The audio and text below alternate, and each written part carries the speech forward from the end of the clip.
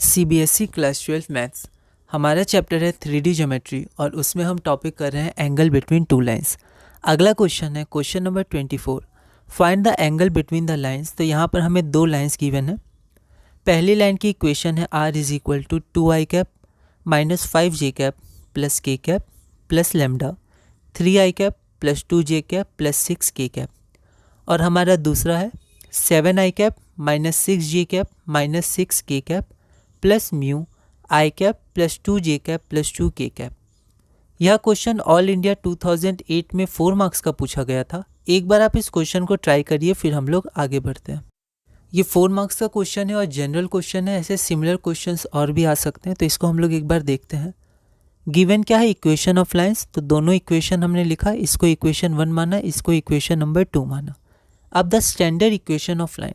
अब हम standard equation of line से कंपेयर करेंगे। तो स्टैंडर्ड इक्वेशन क्या होता है, r is equal to A vector plus lambda B vector. ठीक है, तो अगर दोनों इक्वेशन 1 और 2 को हम कंपेयर करेंगे तो हम यहाँ से देख सकते हैं हमारा a1 ये होगा और b1 ये होगा। ठीक है, मतलब इसको हमने कंपेयर किया a1 प्लस लेमडा b1। आप चाहें तो ऐसे भी लिख सकते हैं कि comparing equation 1 with r is equal to a1 plus lambda b1। तो ये a1 हो जाएगा या b1 हो जाएगा। And equation 2 with a2 plus lambda b2, तो ये a2 हो जाएगा और ये b2 हो जाएगा। आप ऐसे भी लिख सकते हैं, एनसीईआरटी में ऐसा दिया हुआ है। Comparing equation 1 and 2 with standard equation, तो a1 b1 a2 b2 ये हमारा हो गया। ठीक है, वैसे हमें यूज़ इसमें b1 और b2 का ही आएगा, पर आप a1 में लिख सकते हैं, a1 a2। इसको इक्वेशन 3 माना और हमें पता है कि ये जो b1 b2 क्या हो गया, उस लाइन के पैरेलल एक वेक्टर हो गया।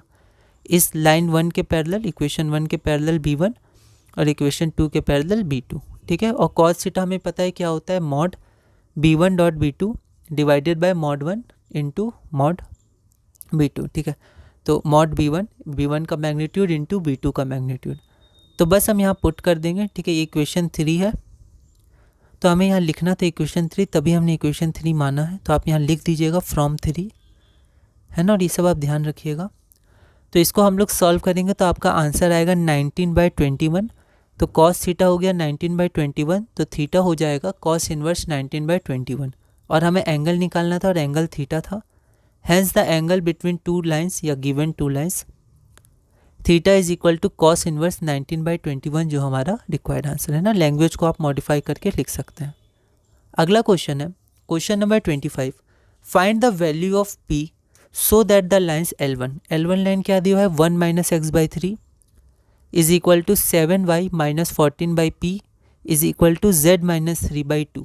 और हमारा लाइन L2 क्या दिया हुआ है, 7 minus 7x by 3p y minus 5/1 is equal to 6 minus z/5। तो ये हमारा L1 और L2 लाइन दिया हुआ है। ये दोनों क्या है, तो परपेंडिकुलर टू ईच अदर है। तो अगर ये दोनों परपेंडिकुलर हैं तो आपको p की वैल्यू फाइंड करनी है। ठीक है, find the value of p। उसके बाद इसका एक पार्ट और है, also find the equation of the line passing through a point 3 2 -4 and parallel to line L1। ठीक है, यह क्वेश्चन ऑल इंडिया 2014 में 4 मार्क्स का पूछा गया था। अब हम लोग ध्यान से देखें तो इसमें 2 पार्ट है और दोनों पार्ट हमने इंडिविजुअली ऐसे सिमिलर क्वेश्चंस किए हैं। पहला पार्ट जो L1 L2 है ये परपेंडिकुलर है, तो डायरेक्शन हम रेशियोज़ को जब प्रोडक्ट या कॉस थीटा में लगाएंगे b1 b2 को, तो वो आपका 0 आ जाएगा, b1 dot b2 is equal to 0। ठीक है, लेकिन डायरेक्शन रेशियो जो हमारा आएगा वो स्टैंडर्ड इक्वेशन से आएगा। देखिए ये स्टैंडर्ड इक्वेशन नहीं है, y का कोफिशिएंट 1 नहीं है, यहाँ भी x का कोफिशिएंट 1 नहीं है, यहाँ भी। ठीक है, तो पहले स्टैंडर्ड इक्वेशन में हमें इसे कन्वर्ट करना है, फिर हम लोग डायरेक्शन रेशियो के साथ b1 डॉट b2 0 कर सकते हैं। ये हमने क्वेश्चन किया हुआ है सिमिलर क्वेश्चन 23 में, convert L1 and L2 in standard form. ये बहुत इंपॉर्टेंट है ना। उसके बाद आगे बढ़ते हैं, also find the equation of a line passing through point इतना and parallel to line L1। ठीक है, तो जैसे हमें p की वैल्यू मिलेगी तो हम इसमें पुट करके L1 की इक्वेशन निकाल लेंगे। एक्चुअल इक्वेशन है क्या L1 का, ठीक है, p की वैल्यू पुट करके। और फिर ये कौन सा टॉपिक का क्वेश्चन हो जाएगा, equation of a line passing through a point and parallel to a line.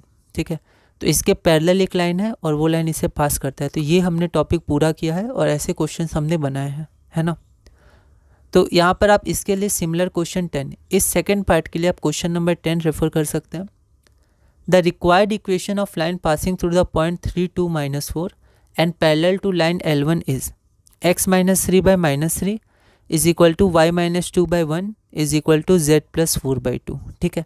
या फिर ये तो होगी स्टैंडर्ड इक्वेशन, अगर आप चाहें तो माइनस को ऊपर ले जाके 3 minus x by 3 is equal to y minus 2 by 1 is equal to z plus 4 by 2 ये भी लिख सकते हैं, लेकिन आप यही लिखिएगा तो सही है, स्टैंडर्ड इक्वेशन में आप कन्वर्ट करिएगा तो यहाँ पर ठीक रहेगा, ठीक है। तो ये क्वेश्चन हमारा पूरा हुआ। अगला क्वेश्चन है हमारा question number 26, find the angle between the lines 2x is equal to 3y is equal to minus z and 6x is equal to minus y is equal to minus 4z। यह question CBSE 2023 में 6 marks का पूछा गया था।